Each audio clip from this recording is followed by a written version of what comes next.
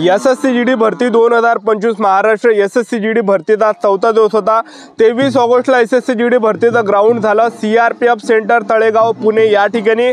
तर आज SSC GD भरतीचं ग्राउंड कशा प्रकारे झालं, एका बॅचमध्ये किती पोरं रनिंगसाठी सोडत आहे आणि एका बॅचमधून किती मुलं या ठिकाणी रनिंग काढत आहे, त्याचबरोबर उंचीमध्ये छातीमध्ये किती मुलं या ठिकाणी काढत आहे, किती विद्यार्थी यामध्ये पास होत आहे, संपूर्ण माहिती मी तुम्हाला ग्राउंडच्या अंदरची सांगणार आहे की एसएससी जीडी भरतीचं ground CRPF centre Talegaon Pune या ठिकाणी ग्राउंड कशा प्रकार झाला आणि ग्राउंड कशा प्रकारे आहे, ग्राउंडच्या अंदरची प्रोसेस काय, डॉक्युमेंट कोणकोणते लागत आहे, कोणकोणतं आपल्याला फॉर्म त्या ठिकाणी लिहून घेतला जातं, तर संपूर्ण माहिती मी तुम्हाला ग्राउंडच्या अंदरची सांगणार आहे। आज एसएससी जीडी भरतीचा ग्राउंड कशा प्रकार झाला याबद्दल आजचा व्हिडिओ खूप महत्त्वाचा होणार आहे। व्हिडिओ शेवटपर्यंत बघा आणि व्हिडिओला आताच लाईक करा।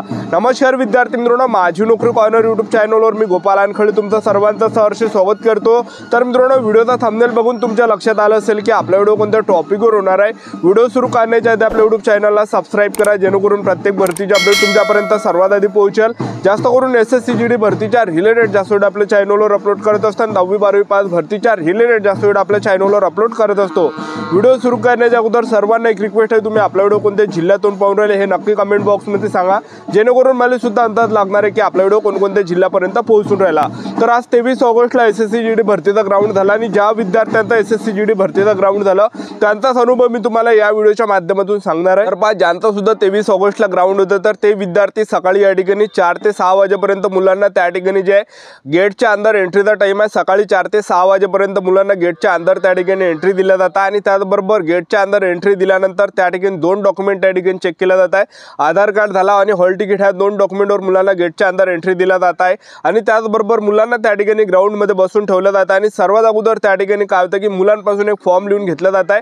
तर फॉर्म नॉर्मली फॉर्म आहे आपली, त्यामध्ये पर्सनल माहिती लिहावं लागते, आपले सिग्नेचर वगैरे द्यावं लागते आणि त्याचबरोबर आपला जो पासपोर्ट फोटो आहे त्या फॉर्मला त्या ठिकाणी चिपकावं लागते। तर आपल्याला पेन सोबत त्या ठिकाणी न्यायचं आहे, सोबत एकच 2-3 रुपयाचा पेन सोबत न्या आणि त्याचबरोबर फेविकॉल सुद्धा सोबत न्या, कारण की फोटो चिपकवायला त्या ठिकाणी गोंद लागते, एक लक्षात ठेवा, ठीक आहे। तर हे काही या ठिकाणी प्रोसेस झाल्यानंतर मुलांना त्या ठिकाणी बसून ठेवलं जात आहे। रोल नंबरनुसार त्या ठिकाणी मुलांना रोल नंबरनुसार त्या ठिकाणी बसमध्ये बसवलं जात आहे। बसमध्ये बसवल्यानंतर मुलांना अंदर नेलं जात आहे ट्रॅकपाशी आणि ट्रॅकपाशी त्या ठिकाणी काय होत आहे की मुलांचा त्या ठिकाणी बायोमेट्रिक्स त्या ठिकाणी होत आहे। त्यानंतर त्या ठिकाणी मुलांना दोन्ही पायाला त्या ठिकाणी RFID चिप्स त्या ठिकाणी लावून दिलं जातं आणि त्यानंतर चेस्ट नंबर मुलांना दिला जात आहे। चेस्ट नंबर लावल्यानंतर त्या ठिकाणी जे विद्यार्थी मित्रांनो रनिंगसाठी त्या ठिकाणी मुलांना नेत आहे आणि रनिंगसाठी एका बॅचमध्ये 100 पोरं त्या ठिकाणी रनिंगसाठी सोडत आहे। आज 1100 विद्यार्थी बोलावले होते आणि त्यातले सुद्धा जवळपास 250 विद्यार्थी आज गैरहजर होते, लक्षात ठेवा, ठीक आहे। तर सर्वात अगोदर त्या ठिकाणी तुम्हाला ट्रॅक सांगून देतो कशा प्रकारे। तर 357 मीटरचा एसएससी जीडी भरतीचा ट्रॅक आहे आणि आपल्याला यामध्ये 14 राऊंड या ठिकाणी मोजून मारायचे, एक लक्षात ठेवा। 357 मीटरचा एसएससी जीडी भरतीचा हा ट्रॅक आहे पुणे तळेगाव सीआरपीएफ सेंटर इथं, ठीक आहे। आणि त्याचबरोबर 357 मीटरचा हा ट्रॅक आहे आणि आपल्याला 14 राऊंड या ठिकाणी होळायचे आहे। 14 राऊंड जेव्हा आपण मारले तेव्हा कुठे त्या ठिकाणी 5 किलोमीटर आपलं कंप्लीट त्या ठिकाणी होणार आहे। आणि मुलं जे विद्यार्थी मित्रांनो रनिंगमध्ये भरपूर या ठिकाणी काढत आहे, कारण की भरपूर विद्यार्थ्यांना असं वाटत आहे की 13 राऊंड मारले, त्यांना असं वाटत आहे की 14 राऊंड झाले, ठीक आहे। काही काही विद्यार्थ्यांना 12 राऊंड मारले तर असं वाटवणार 13-14 राऊंड झाले। तर भरपूर विद्यार्थ्यांमध्ये कन्फ्युजन त्या ठिकाणी राहतं की नेमके आपल्या या ठिकाणी ग्राउंड किती झाला, कारण की 5 विद्यार्थी मित्रांनो 4 तरी आपण ग्राउंड मारले तर ते तरी आपल्या लक्षात राहते, पण या ठिकाणी 14 राऊंड त्या ठिकाणी मारायला लावतं, एक लक्षात ठेवा, ठीक आहे। तर हे जिम्मेदारी आपल्याला या ठिकाणी लक्ष ठेवायचं आहे आपल्याला की आपल्या या ठिकाणी 14 राऊंड झाले आहे काय। 14 राऊंड झाल्यावरच आपल्याला या ठिकाणी थांबायचं आहे। काही काही विद्यार्थी 13 राऊंड झाल्यावर त्या ठिकाणी थांबत आहे आणि त्यानंतर त्यांना टायमिंग त्या ठिकाणी दाखवलं जात आहे की आपला टाइम या ठिकाणी कमी या ठिकाणी झालेला आहे, आपण या ठिकाणी अपात्र केला जात आहे, एक लक्षात ठेवा, ठीक आहे। तर ह्या काही गोष्टीचं लक्ष ठेवायचं आहे। तर एका बॅचमध्ये 100 पोरं रनिंगसाठी सोडले आणि 100 पैकी जवळपास 38 विद्यार्थ्यांनी त्या ठिकाणी जे विद्यार्थी मित्रांनो रनिंगमध्ये फेल केले आणि बाकी विद्यार्थी त्यामध्ये रनिंगमध्ये पास करण्यात आले, एक लक्षात ठेवा। आणि त्याचबरोबर जे विद्यार्थी त्या ठिकाणी रनिंगमध्ये कटत आहेत, जेव्हा रनिंगसाठी आपल्याला सोडलं जात आहे तसं त्या ठिकाणी RFID चिप त्या ठिकाणी स्कॅन जशी झाली धावताना त्या ठिकाणी जे विद्यार्थी मित्रांनो ते स्कॅनरचं आहे त्या ठिकाणी जसं ते स्कॅन झालं तसं त्या ठिकाणी टायमिंग आपल्याला दाखवलं जात आहे की आपला टायमिंग पूर्ण जेव्हा आपण रनिंग करतो तर टायमिंग त्या ठिकाणी आपला चालूच राहते, ठीक आहे। आणि आपण 14 राऊंड मारल्यानंतर आपल्याला टाइम त्या ठिकाणी दाखवला जाते की आपला एवढा या ठिकाणी टाइम झालेला आहे, एक लक्षात ठेवा, ठीक आहे। तर मुलांना त्या ठिकाणी टाइम दाखवला जातं की एवढा तुमचा टाइम झाला आहे। जे पण विद्यार्थी 24 मिनिटाच्या अंदर या ठिकाणी आले तर ते या ठिकाणी रनिंग पास आहे आणि ज्यांचा सुद्धा जे पण विद्यार्थी 24 मिनिटाच्या अंदर या ठिकाणी आले ते रनिंग पास आहे आणि ज्यांचा सुद्धा 24 मिनिटापेक्षा जर जास्त टाइम झाला तर ते विद्यार्थी या ठिकाणी फेल आहे, एक लक्षात ठेवा। तर जे विद्यार्थी फेल होते त्यांना रिजेक्ट सिलेक्टेड त्या ठिकाणी स्लिप दिल्या जातात आणि ज्या विद्यार्थ्यांनी रनिंग काढली त्यांना आणखीन जे विद्यार्थी मित्रांनो पुढे नेले जातात आणि त्यांची त्या ठिकाणी हाईट मोजल्या जाते, त्याचबरोबर छाती मोजल्या जातात, वजन मोजलं जात आहे, मशीननं त्या ठिकाणी मोजल्या जात आहे, डिजिटल मशीन त्या ठिकाणी CP मुंबईला ज्यांचं सुद्धा ग्राउंड होतं पोलीस भरतीचं त्या ठिकाणी जशा CP मुंबईला जसं त्या ठिकाणी मशीन होती उंची, छाती आणि वजन मोजायची सेम तशाच उंची त्या ठिकाणी जे मोजायची त्या ठिकाणी मशीन आहे, एक लक्षात ठेवा, ठीक आहे।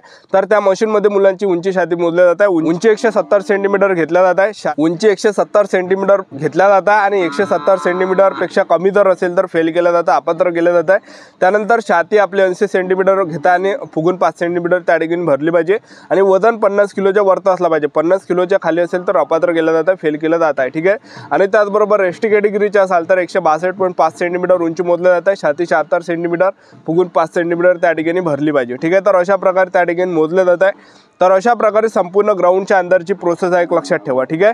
आणि त्यानंतर आता SSC GD भरतीला ज्यांचं सुद्धा येणाऱ्या दिवसामध्ये ग्राउंड आहे CRPF तळेगाव सेंटर पुणे या ठिकाणी। तर आपल्याला ग्राउंडवर कशा प्रकारे जायचं तर पहा तुम्ही कोणत्याही ठिकाणचे असाल, तुम्ही समजा नांदेड म्हणा किंवा तुम्ही सोलापूर म्हणा, कोणत्याही जिल्ह्यातून तुम्ही येणाऱ्या दिवसामध्ये ग्राउंड देण्यासाठी येत असाल तळेगाव CRPF सेंटर पुणे या ठिकाणी सर्वात अगोदर आपल्याला काय करायचं आहे, पुणेला या ठिकाणी यायचं आहे, पुणे रेल्वे स्टेशनवर, ठीक आहे।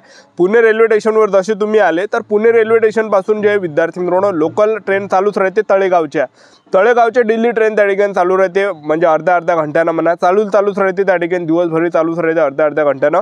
तर त्या ठिकाणी आपल्याला काय करायचं आहे की ट्रेननं आपल्याला लोकल ट्रेननं जायचं आहे, पुणेवरून तळेगावचे ट्रेन पकडायचे, तळेगावला आपल्याला थांबायचं आहे। तळेगावला जसं आपण थांबलं तळेगाववरून जवळपास 3 किलोमीटर सेंटर आहे आणि तळेगाव सेंटरला पैदल तुम्ही जा, कारण की ॲटोने जर तुम्ही गेले तर ॲटोवाले जास्त त्या ठिकाणी घेत आहे, 300, 400 त्या ठिकाणी पैसे सांगत आहे एका जणाचे 2 जणाचे, ठीक। पैदल तुम्ही जा, सेंटर जवळच आहे रेल्वे स्टेशन पासून 3-4 किलोमीटर ते पळून जाणार आहे, जवळपासच सेंटर आहे CRPFचं, ठीक आहे। आणि त्याचबरोबर सोबत जे विद्यार्थी मित्रांनो चादर वगैरे न्या, कारण की डोंगराळ भाग आहे, थंडीचा त्या ठिकाणी भाग आहे, थंडी त्या ठिकाणी लागत आहे, चादर वगैरे न्या, कारण की रात्री खूप त्या ठिकाणी थंडी होते, आपलेच त्या ठिकाणी वाके होणार आहे, ज्यांचं सुद्धा येणाऱ्या दिवसामध्ये ग्राउंड असेल चादर वगैरे न्या, कारण की थंडी राहते त्या ठिकाणी, डोंगराळ भाग आहे तो, ठीक आहे। आणि त्याचबरोबर रूमचं जर आपण राहण्याची जर आपण व्यवस्था केली तर राहण्यात त्या ठिकाणी जे विद्यार्थी मित्रांनो तुम्ही एखाद्या त्या ठिकाणी रूम करा 200-300 रुपयाची, रेल्वे स्टेशनापाशी जर करताल तिथं तुम्हाला 500-400-500ची भेटून जाणार आहे, महाग भेटते रेल्वे स्टेशनापाशी। पण अंदर जर तुम्ही या ठिकाणी आले तर अंदर तुम्हाला थोडंफार स्वस्त भेटणार आहे, म्हणजे 200-300 रुपयापर्यंत आपल्याला बजेटमध्ये रूम भेटून जाणार आहे, एक लक्षात ठेवा, ठीक आहे।